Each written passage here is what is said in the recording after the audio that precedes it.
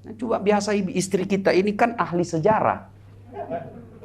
Kesalahan suami tidak pernah mau dilupa. Sudah 4 tahun dia ungkap lagi. Memang kamu, itu buktinya 4 tahun yang lalu. Itu sudah 4 tahun yang lalu dia ungkap lagi. Maka itu memang perempuan itu ahli sejarah. Langsung istri saya dia bilang begini, Pak Wadir. Benar, perempuan ahli sejarah. Maka laki-laki jangan kau bikin sejarah.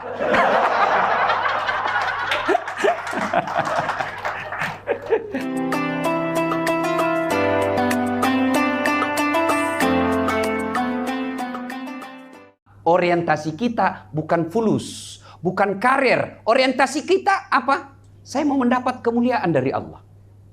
Maka ini dulu luruskan niat. Kasihan dari 47 perekonomi transaksi perbankan Indonesia, ternyata 3% saja itu umat Islam, bank syariah. Ini menjadi pekerjaan buat kita. Percaya kalau niatmu hanya cari popularitas, cari pekerjaan, cari gaji, pasti capek dan di akhirat nanti, ya Allah, mana pahalaku? BSI, Bank Syariah Indonesia, 20 tahun. Malaikat berkata, bohong. Dia masuk BSI supaya lebih murah, lebih gampang kerjanya. Karena kalau di konvensional banyak kerjanya. Dan banyak yang begitu. Otak-otak seperti ini pasti capek dan lelah.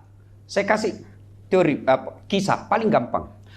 Ada orang ulama memiliki 2 orang santri. Diajarilah santrinya. Semua ilmu ulama ditransfer.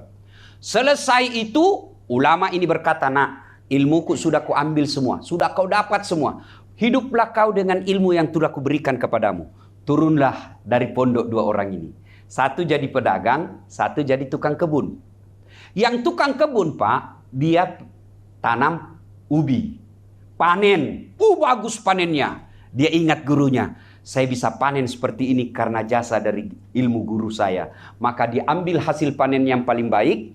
Dia masukin karung. Dia pikul masuk ke ustadznya. Assalamualaikum guru. Waalaikumsalam. Gimana kabarmu nak? Alhamdulillah. Saya setelah keluar dari pondok saya jadi petani. Ini ada saya bawakan hasil tanaman saya. Kata gurunya, baik sekali kau nak. Bawa masuk ke ibumu. Bawa ke ibunya itu ubi. Cerita-cerita kata muridnya, guru saya mau pamit dulu, ada pekerjaan penting. Tunggu dulu nak, kau duduk dulu. Masuklah ini guru, cerita ke istrinya, bu, itu ada murid kita dibawakan ke ubi, apa dikasih? Dia bilang tidak ada. Kasihan dia kalau pulang kosong. Tidak ada, cuma ada Pak Komut kemarin itu datang bawa kambing. Ya sudahlah, kasih aja itu kambing. Daripada dia kosong kasihan pulang, saya juga kolesterol. Akhirnya pulang bawa, tadi pergi bawa apa bu? Bawa apa? Pulang bawa kambing. Di jalan ketemu temannya, Pak. Dari mana kau teman? Saya dari pondok, ketemu guru. Loh, kok ada kambing? Itulah guru kita, Masya Allah. Saya cuma bawakan ubi, dia kasih saya kambing. Apa? Ubi kau bawa? Iya, dikasih saya kambing. Jalan kalkulatornya ini, Pak. Namanya pedagang, Pak. Mikirnya untung rugi. Ini aja cuma ubi dia bawa, dikasih kambing. Dia pulang, dia isi mobil open cup-nya sembako. Gula, beras, minyak. Naik ke gurunya. Assalamualaikum guru. Waalaikumsalam. Ini, bagaimana? Saya jadi pedagang guru. Ini ada saya bawakan. Ini. Ada saya bawa sembako. Alhamdulillah. Pas mau pulang dia, tunggu dulu. Kau duduk dulu. Ibu, itu datang dibawakan ke sembako. Enggak ada. Kok masa enggak ada kecuali itu ubinya temannya. Ya kata gurunya, sudahlah. Kasih aja itu ubi. Pergi tadi bawa apa? Pulang bawa ubinya lagi temannya. Begitu juga di Bank Syariah ini. Sama jam kerja kita. Sama pangkat golongan kita. Sama nama kantor kita.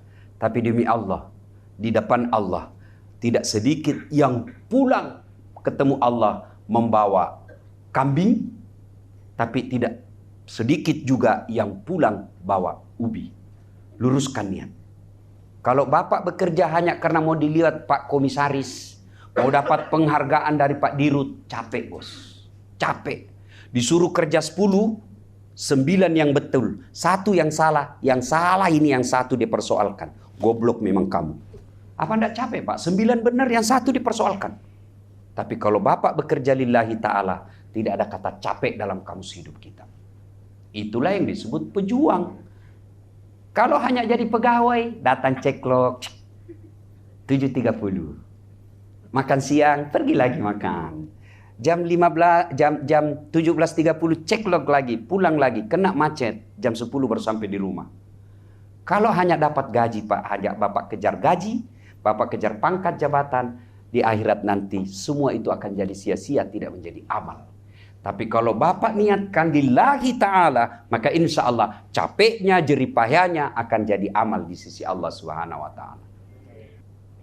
Itu Nabi tidak pernah dalam kehidupan beliau tidak ada wudhunya. Keluar rumah pasti sudah ada wudhu. Ini dulu. Yang kedua, jangan pernah keluar rumah kecuali kita menunjukkan berpakaian Islami. Karena kita ini bangsa syariah. Syariah itu sudah identik dengan Islam.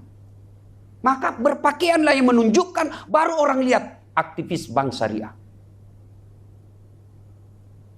Salah satu brand saya kemana-mana seperti ini. Mau naik pesawat, mau apa. Coba biasa saya masuk bank, dia bisi itu tukang gosip. Tellernya, dia kira masjid. Karena dilihat saya pakai sarung. Tukang gosip. Nah, coba kalau Bapak pakaian ini. Kalau tidak bisa tiap hari, sekali sepekan hari Jumat. Mudah-mudahan mulai terbiasa. Bapak kalau pakai peci seperti ini, kira-kira Bapak nyasar tidak di panti pijat? Hah? Kalau Bapak pakai begini, masuk tidak ke karaokean? Tidak mungkin. Oh, jenggot panjang, hitam jidat, pakai peci, masuk. Di mana tempat biliar yang bagus? Itu berarti dari kostum sampean bisa menghindari dari dosa. Coba kalau saya gini, Pak. Waduh, yang namanya godaan mata tereliminir sedikit. Tidak mungkin bebas 100%. Tidak mungkin, Pak. Tidak mungkin. Tapi paling tidak dengan pakaian seperti ini saya menahan, Pak. Lihat juga tapi sebentar, sekejap. Terpelihat. Masa ada ustadz pakai gini melotot. Wah, jadi dari pakaian itu sesungguhnya bisa melindungi kita dari pola maksiat. Yang ketiga praktikumnya, tadi sudah ada wudhu, berpakaianlah Islami. Yang ketiga, setiap Bapak mau keluar rumah, ikrarlah dalam hati. Bukan ikrar kepada pegawai, bukan ikrar kepada anak buah, bukan ikrar kepada atasan, ikrar kepada sumber maha kuasa. Apa kita baca? Ya duduk. Bapak duduk dulu, menghadap kiblat, lalu baca doa. Bismillahirrahmanirrahim. Inna sholati wa nusuki wa mahyaya wa mamati lillahi rabbil alamin. Lalu menuju ke pintu baca doa. Bismillahirrahmanirrahim. La haula wa la quwata illa billah. Kalau Bapak seorang suami, sedekah dulu kepada istri. Apa sedekahnya Rasulullah kepada istrinya? Bukan sedekahnya berupa duit, tapi apa? Sedekahnya apa? Cium jidat. Jadi besok-besok Bapak kalau mau keluar cium jidatnya istri, itu sedekah. Ibu-ibu juga kalau suamimu lupa sedekah, kau ingatkan, Pak, sedekah. Sedekah itu cium jidat. Itu amalan Rasulullah setiap mau keluar rumah. Bu, bertengkar rumah tangga biasa. Kecewa kepada suami biasa. Jengkel kepada istri lumrah. Iya. Mana ada si rumah tangga yang tidak pernah ada masalah? Bohong. Ini Ustadz, oh banyak juga masalah saya, Pak. Benar Pak Wadir. Apa masalah saya paling banyak sekarang, Pak? Banyak janda curhat. Di DM, di Instagram, Ustadz baru meninggal suami saya, kasihlah saya doa-doa penenang. Saya kasih, saya balas doa-doa. Lama-lama dia mulai kirim stiker yang ngeri-ngeri, Pak. Lama-lama dia bilang, Ustadz, maukah Ustadz menjadi imam dalam hidupku? Saya bilang, mohon maaf Bu, saya bukan imam, saya penceramah. Semua orang punya masalah dalam rumah tangga. Tapi tolonglah, setiap mau keluar rumah, lupakan kesalahan pasangan kita semalam. Karena ajal kita tidak tahu, Pak. Siapa sangka itu yang lapangan stadion? Coba kalau bertengkar sebelum berangkat dengan istrinya atau suaminya bertengkar, lalu pulang sudah jadi jenazah, apa enggak kita tidak bisa menyalahkan diri kita? Pasti kita salahkan diri kita sampai ajal. Maka setiap mau keluar rumah, lupakan pertengkaran. Lupakan. Nah, coba biasa istri kita ini kan ahli sejarah. Kesalahan suami tidak pernah mau dilupa. Sudah 4 tahun dia ungkap lagi.